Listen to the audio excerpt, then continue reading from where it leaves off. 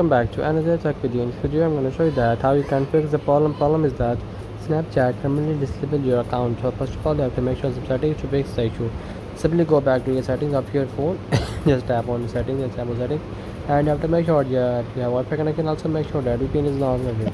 Simply go back to your Snapchat and just make sure that you just log in. If you don't log in, it says that your account is not disabled and is not opening.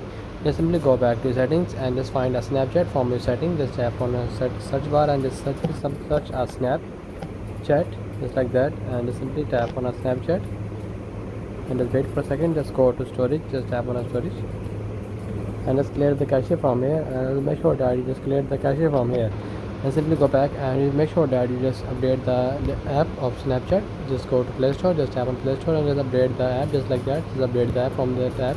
If you don't update, just in the open section it's showing that update your app, so you just update the app. After that just simply go back and just go to Chrome and just search help.snapchat.com and just go to that interface and just scroll down and just again scroll down, and you see there is an option contact us. Just tap on it and wait for a second, and see there is an option too much option submit a request. Just simply submit a request from here, and you just tap on I cannot access my account. Just scroll down and just